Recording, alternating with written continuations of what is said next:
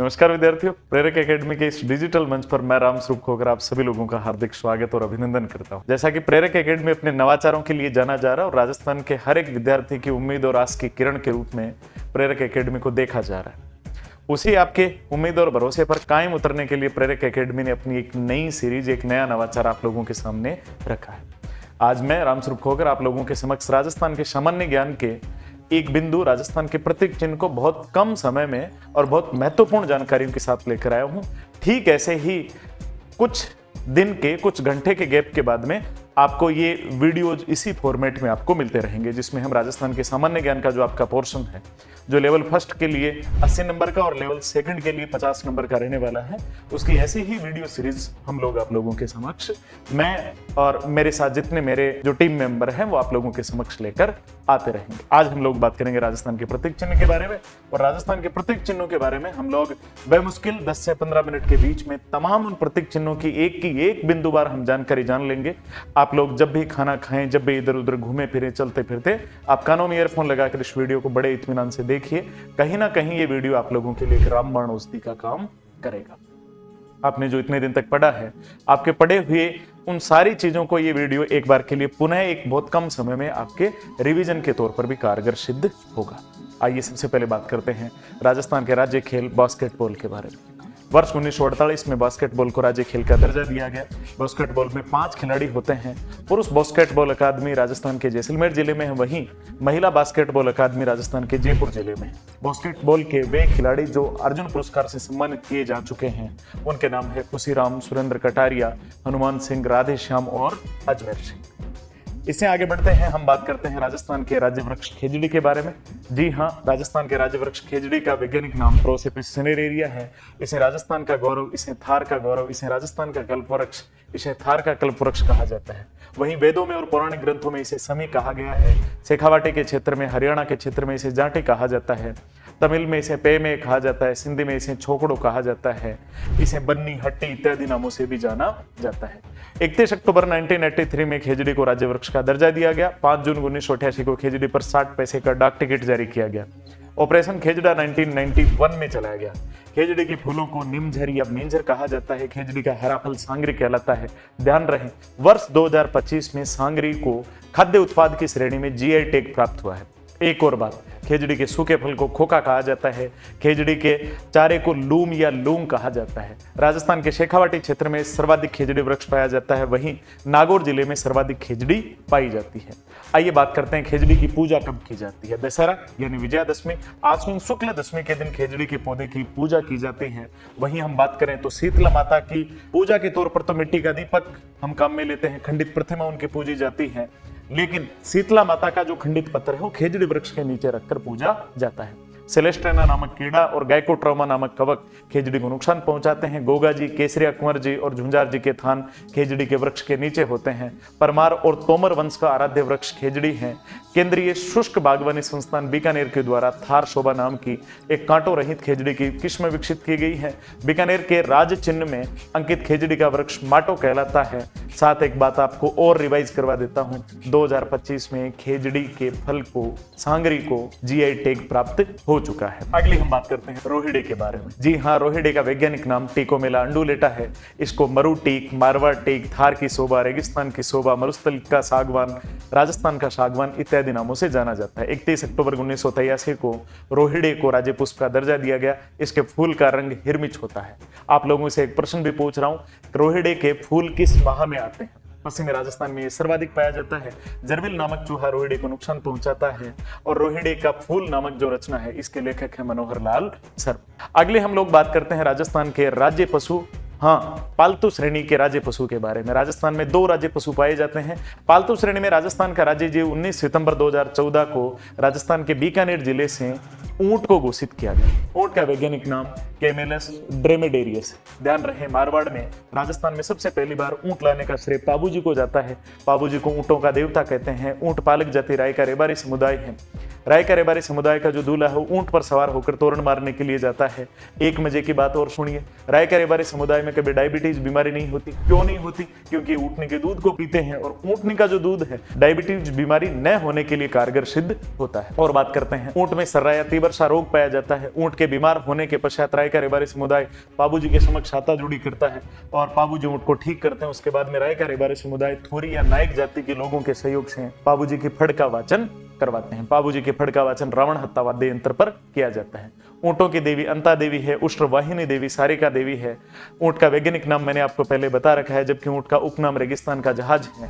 अब हम बात करते हैं ऊंट की प्रमुख नस्लों के बारे में। सबसे पहली बार नाचना जैसलमेर का जो ऊंट है वो सुंदरता के लिए प्रसिद्ध है और बीएसएफ द्वारा ऑपरेशन सर्द हवा के दौरान इसका प्रयोग किया जाता है। गोमट फलोदी का जो ऊंट है वो सवारी के लिए प्रसिद्ध है। बीकानेर का जो ऊंट है, बीकानेरी नस्ल का जो ऊंट है वो हल जोतने और बोझा ढोने के लिए कारगर सिद्ध रहता है। जैसलमेरी ऊंट अपनी तेज चाल के लिए और मतवाली चाल के लिए प्रसिद्ध है। इसके अतिरिक्त ऊंट की अन्य नस्लें हैं सिंधी, कच्छी, मारवाड़ी, मेवाती, मालवी और शेखावाटी, अलवरी इत्यादि। आइए अब हम बात करते हैं ऊंट की प्रमुख शब्दावली के बारे में। ऊंट का बच्चा जिसको हम तोरडी या तोड़ियो कहते हैं, बूढ़ा ऊंट पाखट कहलाता है। शेखावाटी के क्षेत्र में मादा ऊंट को सांड कहा जाता है। ऊंट के कतार के साथ चलने वाले ऊंट पालक को कतारिया कहते हैं। जीवित ऊंट के बालों की जट कतराई, उसके बालों को काटना जट कतराई कहलाता है। वहीं मृत ऊंट की जो खाल है उस पर सोने की जो कला दिखाना उसको हम उस्ता कला या मुनवत्ती कला कहते हैं, जो राजस्थान के बीकानेर की प्रसिद्ध है। आइए हम बात करते हैं ऊंट के आभूषणों के बारे में। अक्सर आप लोगों ने एक गीत सुना होगा कि गोरबंद गुथियो, तो गोरबंद ऊंट के गले का आभूषण होता है। परछनी ऊंट की पूंछ का आभूषण होता है। गोडियो ऊंट की टांगों का आभूषण होता है। वहीं गिरबान ऊंट की नाक का आभूषण होता है। तंगिया जो नेवार है वो ऊंट के पेट का आभूषण होता है। मोरखा ऊंट के मुंह का आभूषण होता है। काठी या पिलाण ऊंट के पीठ का आभूषण होता है। इसके अतिरिक्त आप लोग जानिए कैमलमैन अशोक टोंग को कहा जाता है, जिनका संबंध पुष्कर अजमेर से है। सर्वाधिक ऊंटों वाला जिला आपका जैसलमेर है, जिसके बाद बीकानेर का स्थान आता है। न्यूनतम ऊंटों वाला जिला आपका प्रतापगढ़ है, उसके बाद में धौलपुर का स्थान आता है। पूरे भारत देश में सर्वाधिक ऊंट राजस्थान में पाए जाते हैं, जिनमें 84.43% ऊंट राजस्थान में ही पाए जाते हैं। आइए बात करते हैं विश्व ऊंट दिवस की। प्रतिवर्ष 22 जून को मनाया जाता है। अंतर्राष्ट्रीय ऊंट वर्ष यूएनओ द्वारा 2024 को घोषित किया गया है। भारत में पहली केमल मिल्क डेयरी जोड़बेड़ बीकानेर में है। वहीं ऊंटने के दूध का प्रसंस्करण केंद्र जो है वो आपके जयपुर में है। अंतर्राष्ट्रीय ऊंट महोत्सव जनवरी के माह में बीकानेर में आयोजित होता है। केंद्रीय उष्ण अनुसंधान केंद्र जोड़बेड़ बीकानेर में है, जिसका संचालन 1984 से आईसीआर के द्वारा किया जा रहा है। जाते जाते एक हिस्ट्री का फैक्ट और जान लीजिए। बीकानेर के महाराजा गंगा सिंह और विश्व युद्ध का दौर, पहले विश्व युद्ध में उन्होंने ऊंटों की सेना बनाई जिसका नाम रखा गंगा रिसाला, और इस गंगा रिसाला नामक सेना को लेकर वो पहुंचे पहले विश्व युद्ध में। अब हम लोग बात करते हैं वन्य जीव श्रेणी का राजस्थान का राज्य पशु चिंकारा, जिसका वैज्ञानिक नाम गेजेला बनेटी कहते हैं। ध्यान रहे इसे मरु हिरण भी कहा जाता है। वर्ष 1981 में इसे राज्य पशु का दर्जा दिया गया। यह एंटीलोप प्रजाति का स्तनपायी जीव है, जो नाहरगढ़ अभ्यारण्य, राष्ट्रीय मरु उद्यान, जैसलमेर, बाड़मेर इन क्षेत्रों में सर्वाधिक पाया जाता है। इससे आगे बढ़ते हैं। इसके आगे अपन बात करें राजस्थान का राज्य पक्षी गोडाउन, जिसका वैज्ञानिक नाम क्रायोटिस नाइग्रेसिप्स है, जैसे सोहन चिड़िया, हुकना, गोदनमेर, मालमोरडी, ग्रेट इंडियन बस्टर्ड और शर्मिला पक्षी के नाम से जाना जाता है। ध्यान रहे पूरे विश्व में, पूरे भारत में राजस्थान में सर्वाधिक गोडावण पाए जाते हैं। एक सर्वे के मुताबिक गोडावण की कुल संख्या केवल 200 है, जिनके लगभग 90% गोडावण अपने राजस्थान में पाए जाते हैं।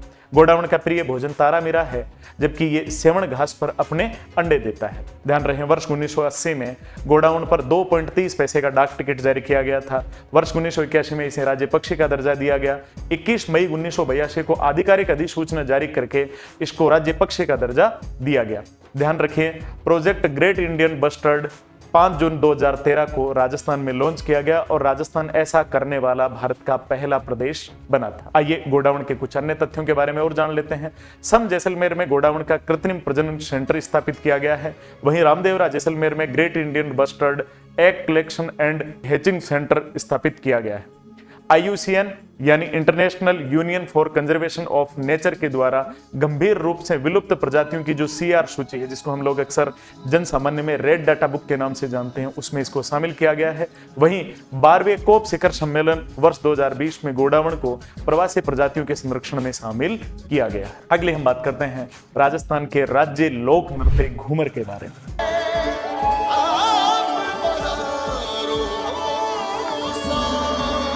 ये राजस्थान का राज्य लोक नृत्य है। इसे राजस्थान के नृत्यों की आत्मा, इसे लोक नृत्यों का सिरमौर, इसे रजवाड़ी लोक नृत्य, इसे सामंतशाही लोक नृत्य कहा जाता है। विशेषकर ये मांगलिक अवसरों पर किया जाता है, लेकिन सर्वाधिक जो है आपका गणगौर के अवसर पर किया जाता है। यह स्त्री प्रधान नृत्य है। अक्सर कई बार इसमें स्त्री और पुरुष आपको शामिल रूप में भी देखने को मिलते हैं। महिलाओं द्वारा एक गोल समूह में चक्कर काटते हुए नृत्य किया जाता है। लहंगे की घूम के नाम का नाम घूमर पड़ा।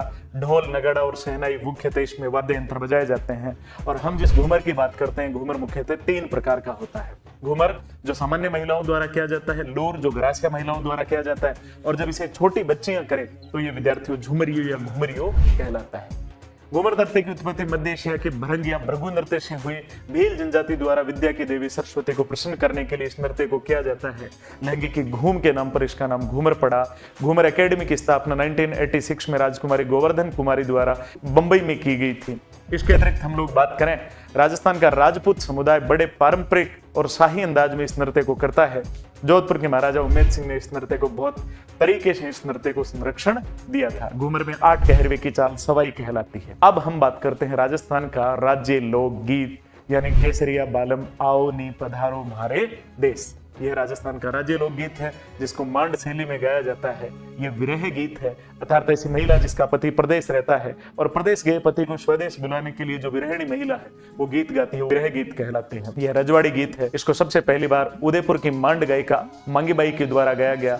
इसे अंतर्राष्ट्रीय स्तर पर प्रसिद्धि दिलवाने का श्रेय और सर्वाधिक बार गाने का श्रेय बीकानेर की मांड गायिका अल्लाह जिलाई बाई को जाता है।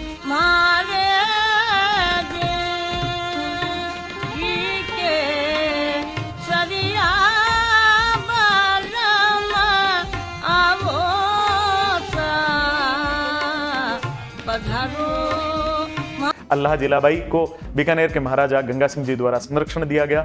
वर्ष 1982 में अल्लाह जिलाबाई को पद्मश्री पुरस्कार मिला। 2003 में इन पर 5 रुपए की डाक टिकट जारी की गई और वर्ष 2012 में मरणोपरांत इन्हें राजस्थान रत्न पुरस्कार से नवाजा गया। ध्यान रखिए, केसरिया बालम आओ नी पधारो हमारे देश में नी शब्द मेवाड़ी भाषा का है। इसके अतिरिक्त पधारो हमारे देश राजस्थान पर्यटन विभाग का ध्येय वाक्य है। अगले हम बात करते हैं राजस्थान के राज्य लोक वाद्य यंत्र यानी अलगोजा के बारे में। अलगोजा ये राजस्थान का राज्य लोक वाद्य यंत्र है। यह डबल बांसुरी के समान होता है। यह सुसिर श्रेणी का वाद्य यंत्र है, अर्थात इसे फूंक मारकर बजाया जाता है। अब हम बात करते हैं अलगोजा के प्रमुख कलाकारों के। रामनाथ चौधरी किसी परिचय के मोहताज नहीं है। पदमपुरा जयपुर के रहने वाले